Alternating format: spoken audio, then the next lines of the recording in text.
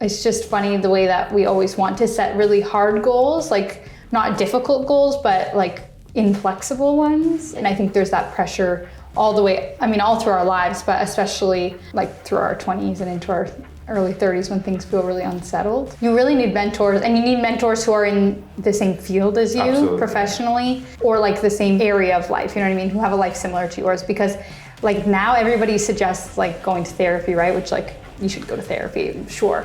But a therapist helps you, gives you the tools to work out your own stuff. They don't put you in a direction, whereas a mentor helps to shape your direction. So this is going to be a brand new podcast, web show that we're going to have, where we're going to talk about real estate. We're going to be talking about, lifestyle, businesses, everything you can kind of fit into a human life, things that interest me, but definitely a lot of real estate. And for our very first episode, I thought it'd be nice to, work out the kinks with Mrs. Wolf, my wife, Yeah, I think it's been a while since I've done in live podcast. I started in 2019 when I just started the business. I don't know if you remember. Yeah, of course I remember. And I loved it. I never prepared. I just looked at people's LinkedIn profile.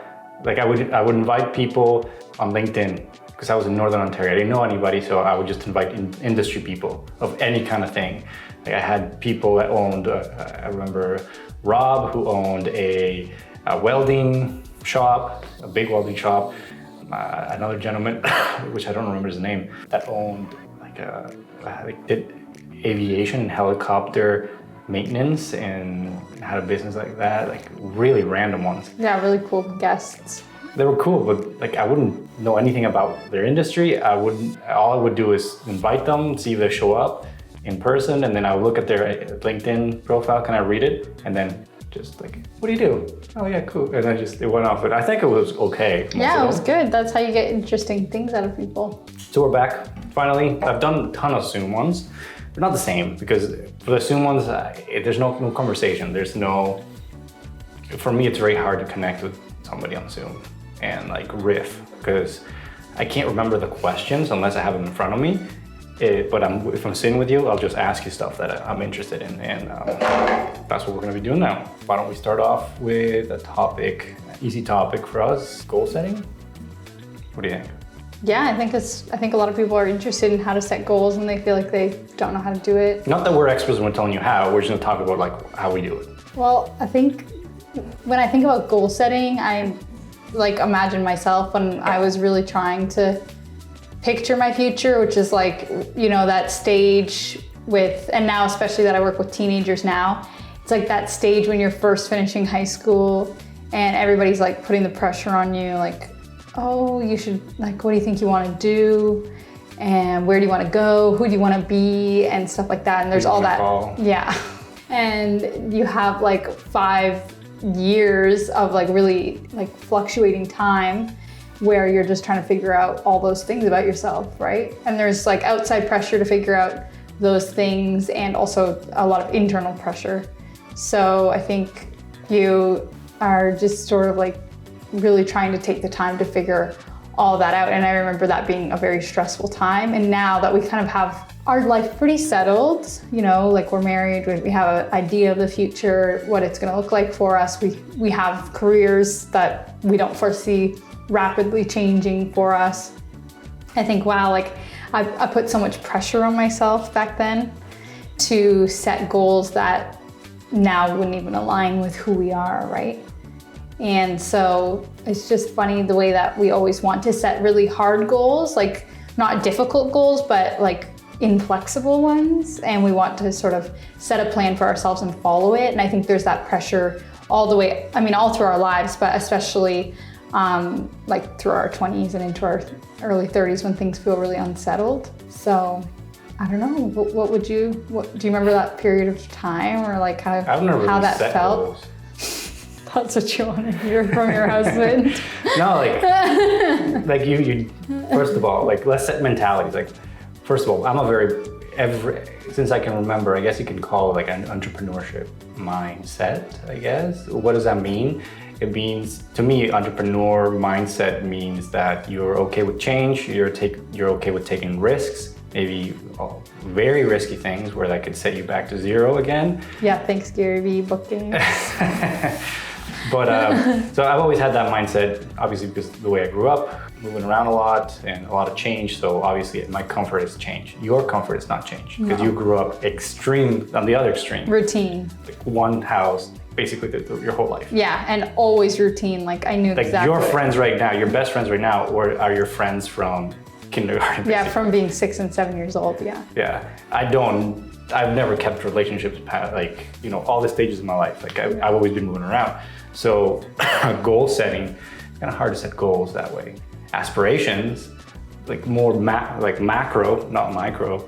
It's a little bit easier for me, but I think we should move towards that. Like I'm interested in hearing that because we've not butted heads, but it's taken us, like we've been married a year and a year and 40 days. 47 days, so take our advice because we're not divorced. A year and about a year and a half. A year and a half, and it's taken a lot of flexibility, more from your part, to adapt to how risk averse, or like how would you say it? Yeah, well, part of it has been like we were in our 5th year together since like getting together, and like the pandemic came and all those things. So that created like this season of unrest, and also it was. We met when I was 20, which is right in that period of time that I'm talking about where you're like trying to figure out all those things. And then I meet this handsome devil who has like no commitment to exactly what he wants for the future. And he has this entrepreneurship mind, and he's like, I don't know, maybe I want to live here, maybe I want to live here. And maybe I want to be this, maybe I want to do this with the business, like really like open to kind of anything. Mm-hmm. And so, yeah, I mean, that is difficult, but I think that's why you need partnership in your life. And it's like a gift to have partnership early in your life that's stable, because at first that sort of stressed me out about you. I was like, oh gosh, like what is this guy gonna do? Like I gotta have an idea of what this guy's gonna be doing in the next 10 years if I can figure out if we're gonna be like really, really good together, like, in those initial years of dating. But then I realized, oh, well, what remains stable is, once you get past the kind of beginning stage of the relationship, it's like, oh, well, even though things are always changing and even our goals are changing, we are stable for each other. Like, you know what I mean? Like as a partnership. So that helps to make change a lot less scary, I think. So when you're thinking about like macro and micro goal setting and like visioning, like trying to plan out a vision for what you have hopes for and aspirations for, I think it's helpful to have a number of things in your life that remain almost 100% stable, right? And for us, luckily, that's been our partnership through my like adult years. And like, I think it's important to find those things that are stable. Because I find interesting also the real estate listening or following would be, they are entrepreneurs, kinda. I see it almost like a mixed role. It depends. If you're a real estate agent broker, it depends on how you want to take up the role, but you could be obviously just a salesperson and see it as a sales, or you can build a business at it on that side. And it's very entrepreneurial. And they don't know when you're getting your next check. Yeah, the business is in flux. It's always up and down, up and down. There's not a lot of constant, and the only constant is that it is not constant. Mm-hmm. So, like for you, it took a while because, like, yes, we were just starting off when we met my business, but then boom, all that kind of stuff government-wise happened, and it took a big change, and then it's been changing, and I like to change as well. So I've been pushing the change as well, and that's been very hard on you because, well, you've always come from something very stable and very the same every day. Yeah. You grew up in the same town, North Bay. You lived in the same house. You did the same thing, like the same friends, mm-hmm. your whole life. And I think I've come a long way though. No, absolutely. In kind of going with the way that your flow is rolling. But it is what was difficult. The hardest part? Like if you can voice what maybe of like another couple in real estate, and they're getting with somebody that's a little more stable, it's not, I don't know if two entrepreneurs would work. Yeah, it would be difficult. Too chaotic. I think you need. I don't know. You can make it work. I'm sure anything can be I think it's a bit of opposite. In so many ways, we are the exact same, but in that, like in this sphere, where opposites attract almost. What was the hardest part in that? I think that it was just. I think there is a financial piece to it, right? Because my parents are very safe people in terms of their finances. They have great jobs, but they like to be like very secure. They work like. They're teachers and they work for the government, right? So it's like your check's always coming. You can see your projection to your retirement plan on like a 40-year plan. That's how I pictured my life, was like, I'm gonna work at something very specific and I'm gonna be able to see my financial trajectory really clearly. And the same will go for my husband and our family. But then when I met you, I realized, oh gosh, like we're just gonna have pretty much no idea where this is going. Wow. Hopefully it's going up. In the beginning, definitely, because you can't see it. When you're starting a business, you've got no idea where it's going. No. And you don't know, is this going to be a successful business in the sense that we'll be taking home $100,000 a year in 10 years or whatever? Alex is looking at me like, that's not a successful business, but you know what I mean? Like, obviously I had full faith in you that you were always going to feed us and like, we weren't going to be like, that your business wasn't going to fail, or is this like something that's going to be like, maybe even bigger than I could imagine? And even that's scary for me because I would prefer to have like a middle of the road life because it's stable, it's constant, there's no change, right? That's what's comforting for me. That was comforting for me as a kid. And that was how I pictured myself. So meeting somebody who it's not so easy to map our future, practically, financially, all that stuff. It's just difficult for me to trust that it's going in a positive direction, if that makes sense. Right. So how did you personally begin to adapt? Or I think first is like learning to trust you personally. Like I realized, oh, he'll always figure it out. I came to trust that in you. But also I think it's just, as I get older, I'm like I'm less resistant to change. Like my personality is becoming more adaptive.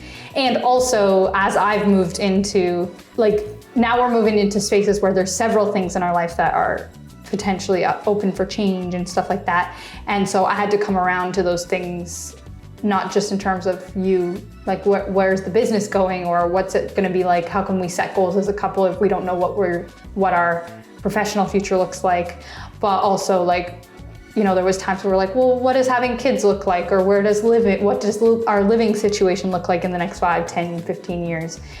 And I had to, build up emotional fortitude to deal with those potential change factors, which made me better at dealing with change, which obviously made me better at dealing with professional change as you bring that into our lives. Were there moments where you could pinpoint that if you didn't work on something that was pulling you back or you were afraid of, it could have gone bad for a relationship? And maybe not just our relationship, it just take it away from our relationship, but a relationship? I'm sure that, I think stubbornness just ruins any relationship. You can ruin a parent-child relationship with stubbornness. You can ruin your friendships by being stubborn. You can ruin your in-law relationship by being stubborn, or your marriage by being stubborn. So part of being resistant to change is a bit of stubbornness, right? Being comfortable with being stubborn, sort of in one way. So I think it just had to grow in that way. And I can see, looking back on the last few years, if I had been more resistant and really stuck in my stubbornness, then I could see that we would have fought a lot more. I could see some of the friendships and those other relationships in our lives that would have been a lot more rocky if I hadn't learned to potentially adapt to those things, if that makes sense. Yeah. You can compare my beginning to the real estate because I was selling life insurance, which is a sales. It's very salesy. It's a sales job that you can turn into a business as well, right? I mean, you get your own leads, you work your own business, you can implement your own policies that you want to do. You can do your own marketing department. You can build it as big as there's a lot of factors that you can implement, and it's a quasi modal business. I hated it. That's another conversation. I think I have already had that instability. That taught me that if you put enough time into anything, it'll be successful. And I guess you met me at a point in my life where I already had the beginning, so I already knew like if I just put in the time and figure it out, like it would be successful. So I was a lot more confident. But somebody started out in real estate, like being their very first part job. of that. Damn, and having a serious relationship.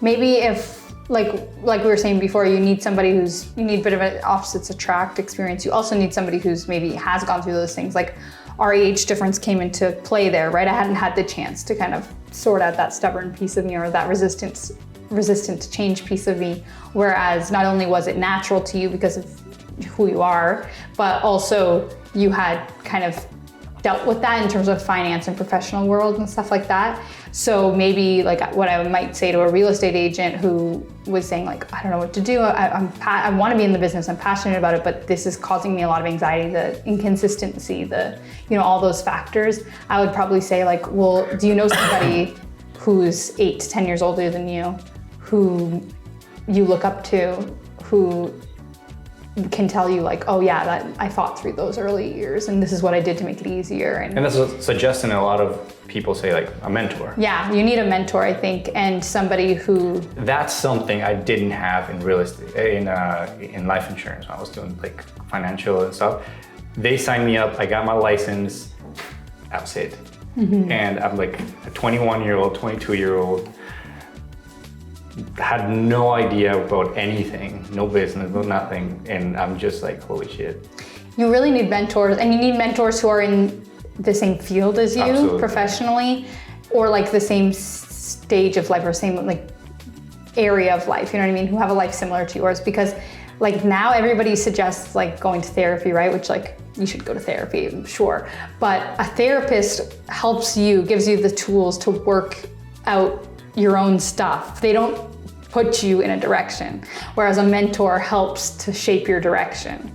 And that's the difference, right? So a therapist, by like what the proxy of what they do, will not direct you, right? They're just trying to help you where you are. How do you feel about that? Not like, oh, you should feel about it. Like, yes, yeah, exactly. And they're just trying to help you make your own decision. Whereas a mentor, and of course a good mentor finds a balance, is not just like, you need to do it this way, this is the way I did it, or whatever, or don't do it the way I did it. But a good mentor who's been there before you, but knows your circumstance well, will actually guide you. It's really, really helpful. Yeah, like I've had that, it's been huge for me. Right. Yeah. I think if I would have had a mentor, obviously it would have been a lot better, obviously. But at the same time, I don't really regret stuff in business because I can see the stuff that it taught me. But yeah, a mentor would have been huge. I mean, makes a huge difference. Like just time-wise, I wasted so much time on little things that somebody could have been like, oh, you can do it this way. And even in terms of goal setting, when you're in like those stages of where you're trying to set your goals, it's really helpful to bounce those goals off of somebody who's been there before. And also to still trust your gut. Like a mentor is not meant to like be your dictator, but to have somebody to say like, well, this is what I envision. And they might be able to be like, actually, it doesn't usually shape out that way. What if we thought about it this way or whatever? Like your goals don't have to be like this self-made, independent drawing of your future. Like, I visioned it myself, I do it myself, you know what I mean? That is more likely not gonna be successful. Whereas if you take into the perspective of mentors or a partner or who knows you well or friends or whatever else to help you with your life building and your goal building, I mean, that's always gonna be more, I think it's gonna be better shaped, you know what I mean? So I think that, first of all, what I would do, I never want to tell people what to do because I don't know. Honestly, I don't know. You're talking to a preacher, so I don't know if I've taken that same perspective. In business, there is no one answer. Like, I remember on a comment or somebody answering and like I commented, like a lot of the success I've had in business in this realm, it's been giving away free work. Why? Because like you get yourself known, like there's very little friction of like, well, here's my, $5,000 service, buy it. I don't have any examples. I don't have you don't trust me. So like do it for free, get your name known out there. And then people are, because they regurgitate because they heard it somewhere. Your time is valuable. You never give anything away, no discounts. And like, I don't like to interject and say like, well, that's not right. I mean, you do what you do, but like business is just like life. You can make it work a million different ways. Yeah. You can do anything, and if you're consistent enough, you'll make it work. So like, there is not one advice that fits everybody. Like, this is what you do. So like, what I would do in real estate, if I wanted to the first step would be decide, am I going to be a salesperson or am I going to build a business out of this? Obviously, you can change your mind after. Like if you want to do sales first and then it builds it, you have like a couple of years in the industry, 5, 10, you know what you're doing, then you make it a business. But like, I think from the get-go, because there is so much like fixation on like, I'm an entrepreneur, I'm going to make so much money and like blah, blah, blah. And there is a lot of that in real estate, a lot of it. Is decide, are you going to be a salesperson, learn the business and sell, or are you going to build a business? Obviously, I would start with sales because you need to learn. Yeah. But then at a certain point, you need to decide this is going to be a business and stop thinking yourself as a salesperson. And you have to separate yourself from real estate and build a business that provides a service. What does that mean? Developing a service. And I was like, oh, we'll sell a home. Yeah, but like everybody sells a home. All real estate agents sell a home. So what's your service? So I would develop a service. I would develop, if you're in a brokerage, you can take a lot of it out of it, but like, policies, procedures on how to do things.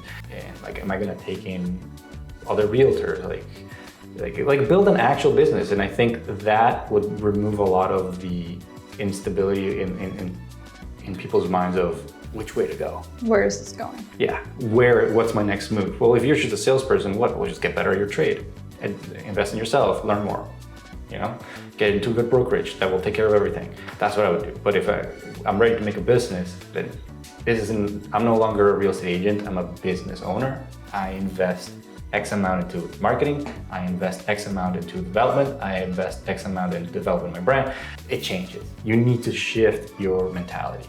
I've always been a business mentality person, not just a marketer, not just anything. Like for me, it's always been business first, so that's how I see it.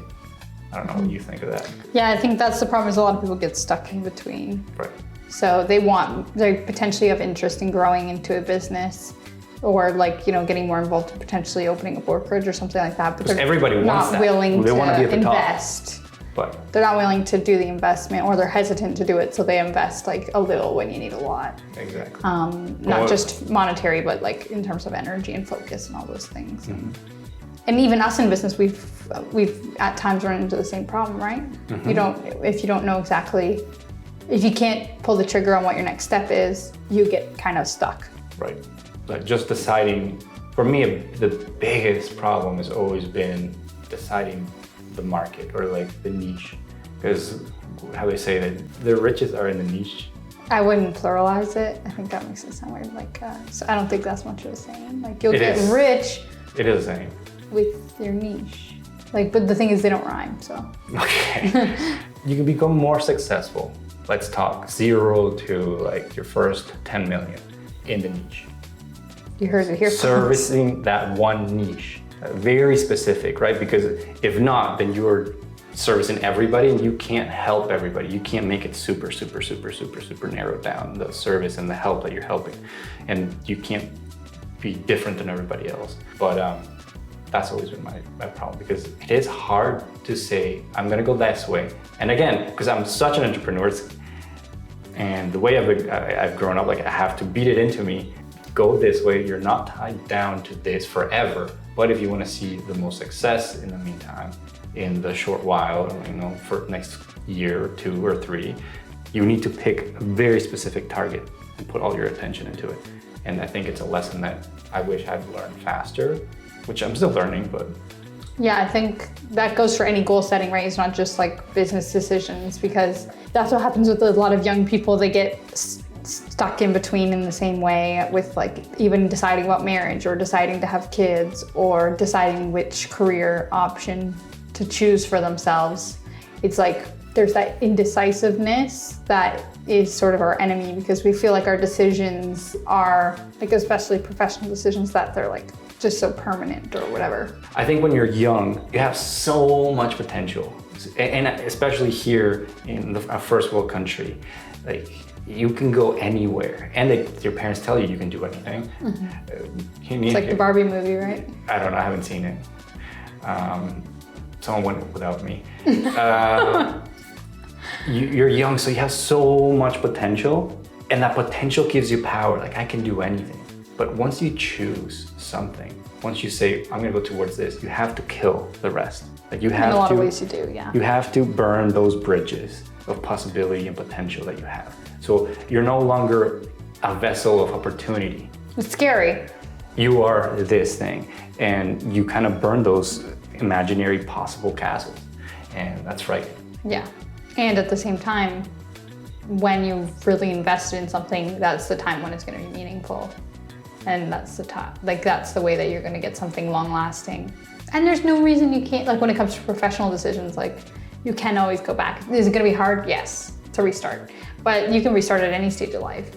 But if you don't at least shut the doors and lock them for now, you'll always be like staring off at them like, what if, in a way, you know? And that's something I was afraid of in the beginning of starting, obviously, my first business, and understanding that most first businesses fail. Most second, third, and fourth fail. A real entrepreneur, like, will fail several times, and their businesses will go out of business and stuff like that. With that speech, you wonder why I was so nervous about the direction of our business. I can see a little bit, but and that was scary. But even now, like, I used to look at a new media as being my baby. Like, oh, I want to build this to be this, and now I know my goal is me being able to start anything from zero, not building this thing to being huge.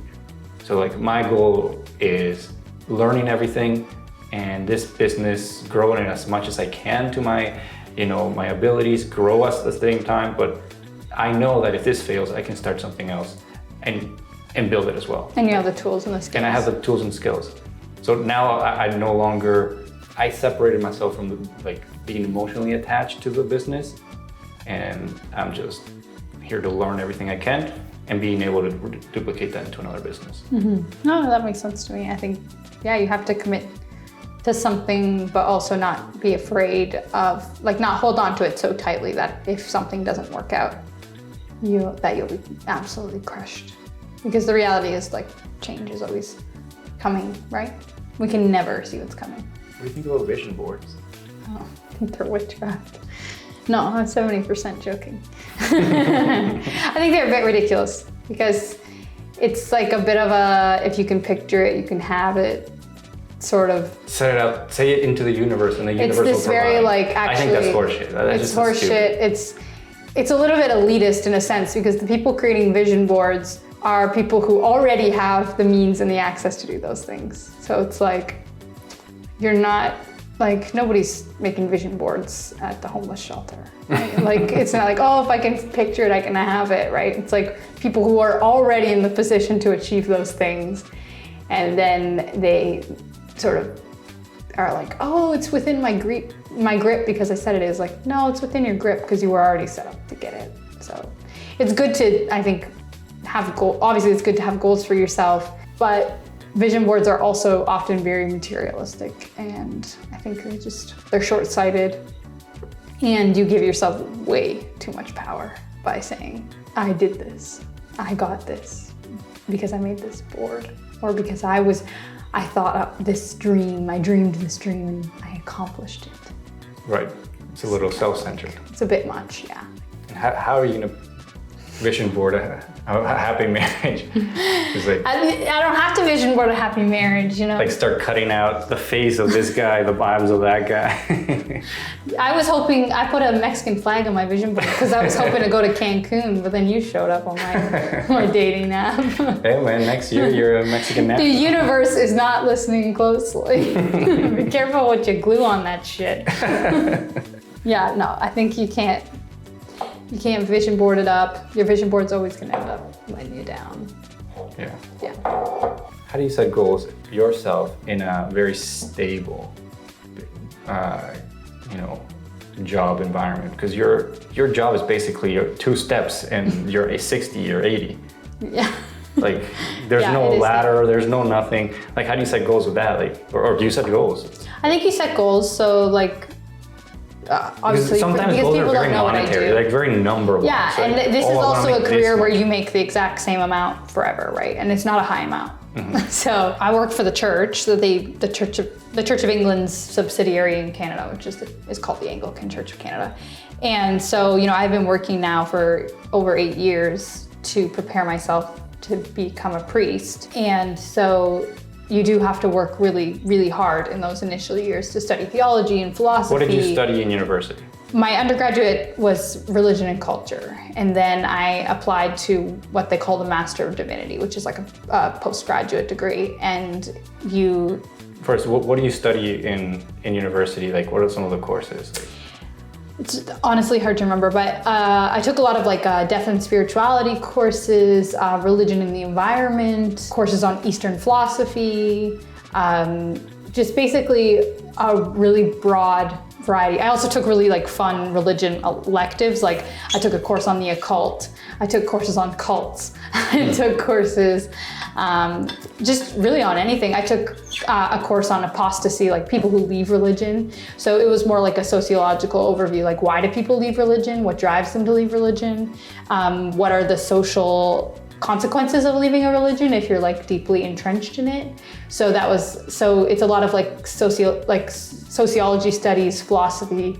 At the undergrad level, there's not a ton of theology, at least the way that I did it, because I was at a secular, meaning non-religious university. So it was more like an anthropological approach to religion and culture. And so that was really, really interesting because I learned about so much different stuff all around the world. I wasn't really learning about Christianity in particular. So I really enjoyed just learning about people. Anthropology is so interesting. Then after that, I went to the University of Toronto to do my Master of Divinity, or to go to what religious people call seminary, which is formational training for faith leaders. So in Canada, you have to with the Anglican Church of Canada, you have to have a Master of Divinity to become an ordained priest. So typically it's 3 years of full-time study, but because of the pandemic, it took me 4. So that involves lots of placements at different churches, and a lot of we study in hospitals, and we learn about funerals and weddings and all that stuff. And we also learn what we call pastoral care, which is spiritual counseling. So, and then we study philosophy and theology while we're there, at a much deeper level, at the post-grad level. So it's a lot of work. But once you get all that done, it is a mega stable career, because you have your ordination where the bishop lays his hands on your head and you're a priest for eternity. You get your magical powers. End of the day, right? You're just a priest forever. And so, but I think goal setting is very particular in the field that I work in to where you are, right? So you're trying to help we do move around from different communities, right? And what every community that you're in requires what we call active listening, right? So you're listening to the needs of the community, and you're setting your goals based on that, right? So some communities need an increase in financial stability. So your goals might be about personally developing the skills to help a nonprofit organization to grow financial stability and growth and all those things. Other communities are in desperate need of somebody who just listens and provides counseling, right? So you just really see what is needed, and you have to work on yourself to be able to provide that. Because it's such a diverse role, you have to constantly be growing and setting new goals for yourself, because everybody who calls on you needs something different from you. So an elderly woman who calls you to meet with you on Monday night needs to talk because she's grieving, because she's a widow, for example. But then a mom who calls on Thursday morning is crying because she's getting a divorce, or she just found out her son was diagnosed with something she wasn't expecting. And those are two very different types of supports. And then you're getting a call from people on Friday night saying, you're 40% behind in donations and you better figure that out. You know what I mean? You better figure out how to make $700,000 in the next 6 months. Or, so there's all these different skills that you're being called on to deliver, and you have to continually grow and you can never know what community is going to need what. Or so it's a really unique. So in some senses it's stable forever, and in other senses it's like the least stable job on the planet. It's very. It's extremely diverse, yeah. And that's why it requires such a unique skill set from the person who's in that role. What's the like your favorite cult that you learned about? Oh, I can't remember the name, but there's that cult that was part of that Netflix documentary, Wild Wild Country. Remember I tried to make you watch it and you wouldn't watch it? Is that what the little 19-year-old Indian girl? She was like the assistant to the guy. And then they moved to the US where they can do whatever the hell. And they started an ashram and they basically took over a little town. And I can't think of the name, but anyway, it got so intense that the townspeople and the cult were warring against each other, and that young woman who was the assistant, I don't know if she did it herself or who she paid or whatever, she poisoned the town's water. What? If you had stuck through, you would have found out. I hate that stuff. Because if it's not like scripted and if it's like really happening, it makes me feel. But it's so interesting, that one. It makes me feel like angst because I can't do anything to fix this real thing that's happening. So I love that. I love that story. That it's so interesting, and it was just became so highly political. It was super, super interesting. Their cultic practices were really odd as well. I also really am fascinated by like the cult that the Duggars come from, like the IBPL. What's that? It's like a sect of Christianity, but the Dougs, like the Duggars, like the 19 kids and counting family. Yeah, they're very interesting, and they have I think it's odd how people can twist Christianity to become this very manipulative, because that's not my experience of it. So it's just very fascinating, or it's scary to me, but also that's what makes me intrigued to learn more. Why do you think, because you watch these little documentaries and obviously you're either born into it, and if you're born into it, like shit, my bad. You're in trouble. Like what are you gonna do? Leave your family, not even know what the outside world is like. You don't know how to operate there.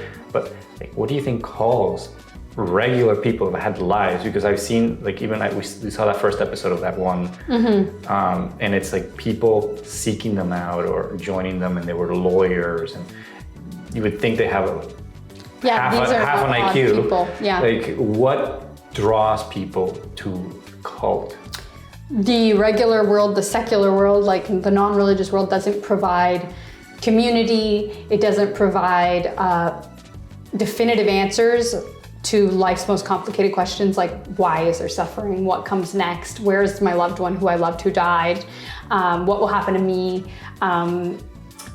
All those things, like why are we alive? All those fundamental questions, society doesn't provide an answer for them. And it also doesn't provide a community to work on those things or wrestle with those questions. And it just doesn't provide community, period. So life in the secular world can be very, very lonely. I think that the non-religious world, it doesn't really provide people with security or the answers that they're looking for to really deep and meaningful questions. And when people don't have really any resource or to turn to, I think that can drive them crazy. And they just turn to really anything that's stable. Like if you think about, oh goodness, what's the name of that cult that was in Guyana? And he had moved them all out there. I read the memoir. And they all ended up dead. He killed them all, don't they? They all don't drink the Kool-Aid, because they all drank they basically all committed mass suicide, but it was manipulated suicide. So what's interesting with that cult is all those people moved there on purpose. And it was because it was a time when there was a lot of political tension.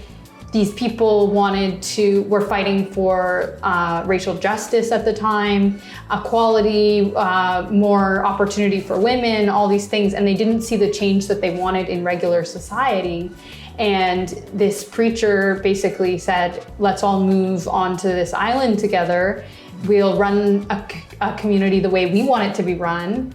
and God will be happy with us because we're running it according to God's justice. And unlike the world, which we can obviously see it's so broken, like how tempting is that? You see the world around you so like messed up, and you see these people, this huge community of like-minded people who want to see positive change, and they're like, hey, let's move, we can create it.